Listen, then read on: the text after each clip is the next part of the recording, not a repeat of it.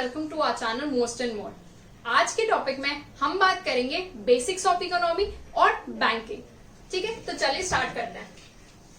कौन कौन से टॉपिक हम कवर करेंगे एग्जाम्स के अकॉर्डिंग वो देखते हैं। पहले टॉपिक्स इन इकोनॉमी, सबसे पहले हम कवर करेंगे बैंकिंग एंड फाइनेंस, फिर उसके बाद government policies and schemes, international organisation जैसे WTO, IMF, World Bank, sectors of economy, persons in news.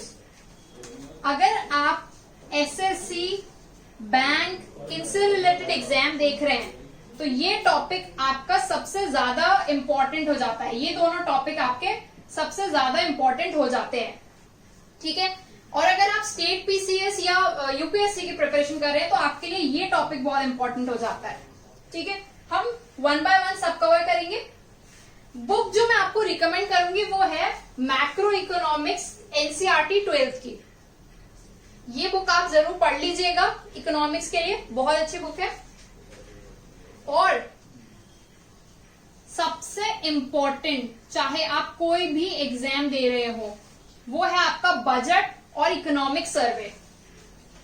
तो ये भी हम कवर करेंगे। तो चलिए हम स्टार्ट करते हैं हमारे सबसे पहले टॉपिक बैंकिंग से। तो चलिए हम स्टार्ट करते हैं। बैंकिंग के बारे में आप सुनते हैं तो सबसे पहली चीज क्या आती है? मनी की बात करें तो पहला क्वेश्चन क्या आता है? इवोल्यूशन ऑफ मनी का इवोल्यूशन हुआ कैसे? आज जो हम करेंसी यूज कर रहे हैं क्या वो बहुत टाइम से पहले तक यही चलती थी? नहीं। बहुत टाइम पहले जब कोई करेंसी नहीं होती थी तब क्या था? बार्टर सिस्टम था। बार्टर सिस्टम क्या है आपका? Commodity exchange. कमोडिटी एक्सचेंज कैसे? एग्जाम्पल देखते हैं। जैसे मेरे पास 1 kg वीट है, ठीक है, और किसी दूसरे के पास 1 kg पोटैटो है। ठीक है, मेरे पास 1 kg वीट है, सामने वाले के पास 1 kg पोटैटो है, तो मैं उसको वीट दे दूंगी और वो मुझे पोटैटो दे देगा। ठीक है, तो ये हो गया आपका बार्टर सिस्टम। लेकिन इसमें प्रॉब्लम क्या आई? प्रॉब्लम ये आई कि मेरे पास वीट है, ठीक है, और मुझे पोटैटो चाहिए, लेकिन जिसके पास पोटैटो है उसे तो वीट चाहिए ही नहीं, तो वो आपसे क्यों खरीदेगा? नहीं खरीदेगा। तो क्या ऑप्शन बचा आपके लिए कि भाई आप पहले वो लोग ढूंढो जिनको वीट चाहिए और जिनके पास पोटैटो हो। तो आप खुद सोच सकते हैं ये कितना हेक्टिक काम है। ठीक है, और दूसरी प्रॉब्लम क्या है? कोई यूनिट नहीं है मेजर करने की कि 1 kg वीट के बदले कितना kg पोटैटो, कोई यूनिट नहीं है। दूसरी ये प्रॉब्लम आई। तो इस प्रॉब्लम को सॉल्व करने के लिए बार्टर सिस्टम से हम मूव करें किस तरफ? कॉइन्स। इंडस वैली सिविलाइजेशन में आप पढ़ेंगे कि टेराकोटा कॉइन्स यूज होते थे। फिर उसके बाद आया मेटेलिक कॉइन्स। मेडाइवल पीरियड में gold coins, copper coins, silver coins. फिर आपकी आई पेपर करेंसी। उसके बाद आपके आए debit cards and credit cards. और अभी जो लेटेस्ट चल रहा है वो है क्रिप्टो करेंसी, बिटकॉइन। तो ये हुआ आपका इवोल्यूशन ऑफ मनी। चलिए अब हमने ये समझ लिया इवोल्यूशन ऑफ मनी कैसे हुआ। अब हम समझते हैं कि बैंक जो है, बैंक की वर्किंग कैसे इवॉल्व हुई। चलिए वो उसको भी हम एग्जांपल के थ्रू देखते हैं बैंक का आइडिया इवॉल्व कैसे हुआ। बहुत साल पहले, कोई बहुत टाइम पहले किसी के पास गोल्ड था, ठीक है, ज्यादा गोल्ड था। उसने क्या किया? गोल्ड स्मिथ के पास से गिरवी रख दिया। ठीक है, उसने अपना जो गोल्ड है उसको गोल्ड स्मिथ के पास डिपॉजिट करा दिया, कुछ जो उसके पास एक्सेस था। ठीक है, गोल्ड स्मिथ ने क्या करा? उसे एक रिसिप्ट दी। उसे उस रिसिप्ट पे लिखा था कि कितना गोल्ड इसके पास डिपॉजिट है इस ए का। ठीक है, मान लेते ए का कितना गोल्ड इसके पास डिपॉजिट है, उसकी रिसिप्ट गोल्ड स्मिथ ने इसे दी। अब ए को बी से कुछ गुड्स एंड सर्विसेज खरीदने थे, तो उसने क्या किया? इस रिसिप्ट को बी को दे दिया, इसने इस रिसिप्ट की ट्रेडिंग कर दी। ठीक है, अब ये जो सारा प्रोसेस है, इस सारे प्रोसेस में हो क्या रहा है, आपका जो फिजिकल फॉर्म का जो गोल्ड है वो तो गोल्डस्मिथ के पास ही है, सिर्फ रिसिप्ट है वो ट्रेड हो रही है। ठीक है, तो इससे फायदा क्या हुआ, ए को हर जगह गोल्ड ले लेके नहीं जाना पड़ा, उसके पास रिसिप्ट थी, उसने बी को रिसिप्ट दी, और रिसिप्ट एक तरह से क्या हो गई, एक प्रोमिसरी नोट हो गया कि भाई मैं इस रिसिप्ट, इसने अगर इसे रिसिप्ट दी तो कि भाई मैं इतना गोल्ड जो है वो इसे दे रहा हूं। ठीक है, पर इस प्रोसेस में ए और बी को गोल्डस्मिथ को ट्रस्ट करना पड़ेगा। क्यों? क्योंकि सारा फिजिकल फॉर्म में जो गोल्ड है वो तो इसी के पास है। ठीक है, तो ये प्रोसेस स्टार्ट, ये बेसिक आइडिया था बैंक का। अब गोल्डस्मिथ जो थे यही बाद में लोकल बैंक्स बन गए। अब इन्हें ये बात पता थी, मतलब इन्हें ये बात समझ में आ गई कि भाई एक साथ तो कोई गोल्ड निकालने आएगा नहीं जो इनके पास जमा है, तो इन्होंने क्या किया, उस जो गोल्ड है उसे लोन पे दे दिया, कुछ रेट ऑफ इंटरेस्ट पे। ठीक है, तो इन्होंने क्या कमा लिया, उस पे रेट ऑफ इंटरेस्ट जो है, इंटरेस्ट कमा लिया। तो ये पूरा आपका हो गया बैंकिंग का आइडिया। ठीक है, तो चलिए अब हम देखते हैं बैंक कैसे काम करते हैं। तो चलिए स्टार्ट करते हैं। माना कोई एक्स बैंक है, ठीक है, बैंक एक्स है, ए के पास 100 रुपीज थे, वो इसने बैंक एक्स में जमा करा दिए, डिपॉजिट करा दिए। ए आया बैंक एक्स में 100 रुपीज डिपॉजिट करा दिए। ये जो 100 रुपीज है वो बैंक की क्या हो गई, एक तरह से लायबिलिटी हो गई। मतलब कि ए ने बैंक एक्स को लोन दिया एक तरह से, अभी डिपॉजिट करा है, कुछ टाइम बाद वो लेने आएगा। बैंक ने क्या किया, 10% तो रिजर्व रख लिया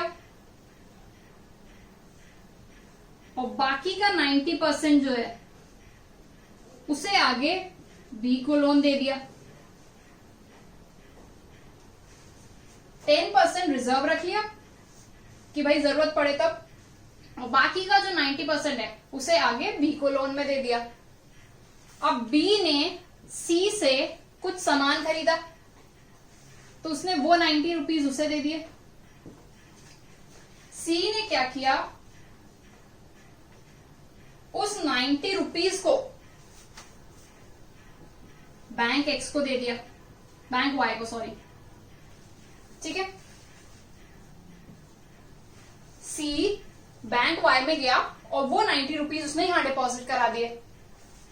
बैंक वाई ने भी सेम किया, 10% रिजर्व रख लिया और बाकी का जो 90% है वो उन्होंने डी को दे दिया। ठीक है, और ये प्रोसेस चलता रहा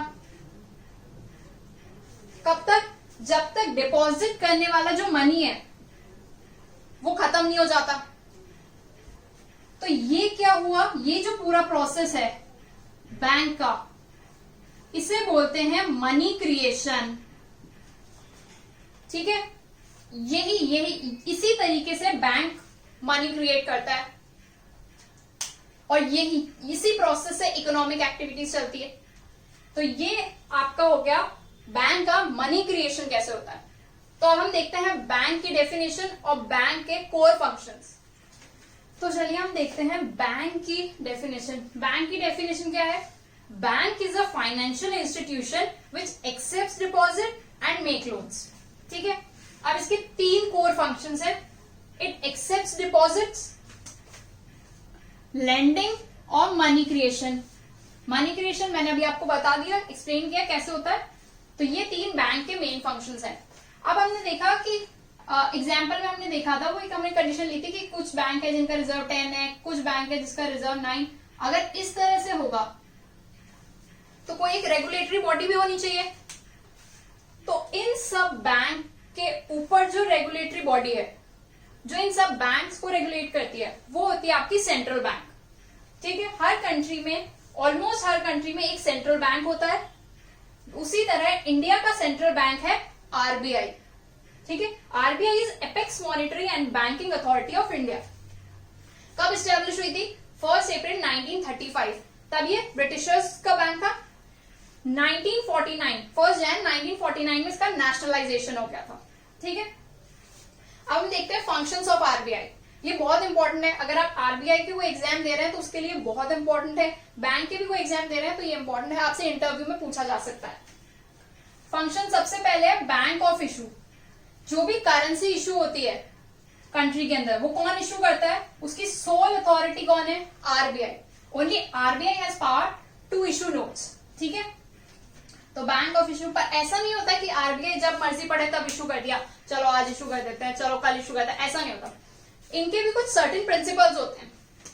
जैसे आरबीआई मोस्टली ज्यादातर कंट्री में इंक्लूडिंग इंडिया, जब आप करेंसी इशू करते हैं तो उसके अगेंस्ट आप गोल्ड या फॉरेन सिक्योरिटीज रखते हैं और फिर आप इशू करते हैं। तो ये होता है आपका करेंसी इशू करने का तरीका। फिर दूसरा है बैंकर्स ऑफ गवर्नमेंट। आरबीआई जो है वो गवर्नमेंट को भी शॉर्ट टर्म लोन्स देती है। बैंकर्स ऑफ बैंक की हेल्प करना, ये भी आरबीआई का काम है, उन्हें रेगुलेट करना। Custodian of foreign exchange reserve, जो भी फॉरेन एक्सचेंज जो रिजर्व्स है उसका कस्टोडियन कौन है? आरबीआई। और जो भी फॉरेन एक्सचेंज होगा वो किसके मीडियम से होगा? आरबीआई के मीडियम से। लास्ट है लेंडर ऑफ लास्ट रिसोर्ट, यानी कि जब भी बैंक को किसी भी तरह की प्रॉब्लम आएगी तो उसका लास्ट ऑप्शन क्या है? आरबीआई, ठीक है। ये सब तो हमने पढ़े आरबीआई के फंक्शन, लेकिन आरबीआई का जो सबसे इंपॉर्टेंट फंक्शन है वो क्या है? मॉनेटरी पॉलिसी फॉर्मुलेट करना।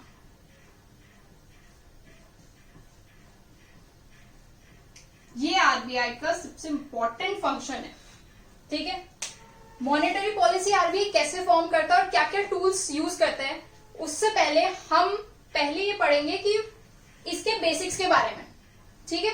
चलिए स्टार्ट करते हैं। Demand supply. Demand supply economy का सबसे इंपॉर्टेंट टॉपिक है, बेसिक्स है इकोनॉमी की। डिमांड सप्लाई से रिलेटेड मुझसे भी इंटरव्यू में क्वेश्चन पूछा गया था आईबीपीएस पीओ 2019 में कि what do you understand by demand supply graph and how RBI formulates and how RBI monitors it, ठीक है। ये मुझसे क्वेश्चन था। I got 82 in my interview. आपके पास मान लीजिए 1 केजी वीट की प्राइस है 50 रुपीज। ये एक हाइपोथेटिकल सिचुएशन है, ठीक है, कि 1 केजी वीट की प्राइस है आपकी 50 रुपीज। ये आपका डिमांड सप्लाई इक्विलिब्रियम में, ठीक है, कि 1 केजी वीट की प्राइस कितनी है? 50 है, ये इक्विलिब्रियम है। अब किसी तरह से मैं लोगों के हाथों में पैसा पहुंचा दूं, ठीक है, सबके हाथ में पैसा दे दिया जाए तो क्या होगा? सबके हाथ में हमने पैसा दे दिया तो ये जो आपका डिमांड साइड है, आपकी डिमांड बढ़ जाएगी, ये आपकी सप्लाई साइड है, आपकी डिमांड बढ़ जाएगी क्योंकि कोई बोलेगा मैं 50 दूंगा, कोई बोलेगा मैं 100 देने को तैयार हूं, कोई बोलेगा मैं 200 देने को तैयार हूं। तो ये मान के चलिए इसकी प्राइस हो गई 500 रुपीज। पहले जो 1 केजी वीट 50 में था अब वो 500 में मिल रहा है। क्या हो गया? इन्फ्लेशन, महंगाई।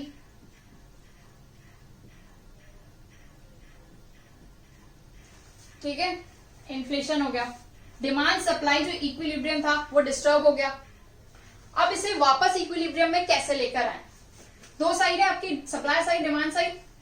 या तो हम एक काम करें कि सप्लाई बढ़ा दें। कैसे? कि दूसरी कंट्री से हम मंगवा लें, ठीक है। लेकिन ये काम आपका कौन कर सकती है? गवर्नमेंट कर सकती है। आरबीआई जो है वो आपका डिमांड साइड कंस्ट्रेंट्स देखता है, सप्लाई साइड में उसका कोई रोल नहीं होता, ठीक है। ये भी क्वेश्चन मुझसे इंटरव्यू में पूछा गया था। तो आरबीआई का जो भी आरबीआई मॉनेटरी पॉलिसी है, जो भी फॉर्मुलेट करती है, वो डिमांड साइड को कंट्रोल करने के लिए होती है। सप्लाई साइड पे उसका कोई काम नहीं होता, वो गवर्नमेंट देखती है आपका, ठीक है। तो अब आरबीआई क्या करे? डिमांड साइड को कंट्रोल में करने के लिए। जो हमने लोगों के हाथ में पैसा दिया था, हम मनी सप्लाई कम कर दें, ठीक है।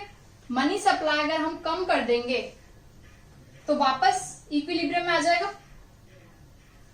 तो इसका मतलब क्या हुआ कि जब इन्फ्लेशन हो तो उसे कंट्रोल में करने के लिए क्या करना चाहिए, मनी सप्लाई को कम कर देना चाहिए, ठीक है।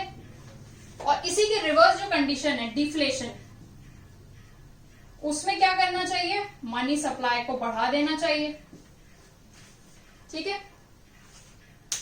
तो ये हमें यहां समझ में आ गया सप्लाई डिमांड का। अब आरबीआई डिमांड साइड को कैसे, मनी सप्लाई कैसे कम करे, तो उसके लिए कुछ टूल्स यूज करते हैं जिन्हें बोलते हैं मॉनिटरी टूल्स, ठीक है। इनके बारे में हम नेक्स्ट लेक्चर में पढ़ेंगे। तो आपको अगर इससे रिलेटेड कोई डाउट हो आप कमेंट सेक्शन में पूछ सकते हैं। Like our video, share it, and don't forget to subscribe our channel. Thank you.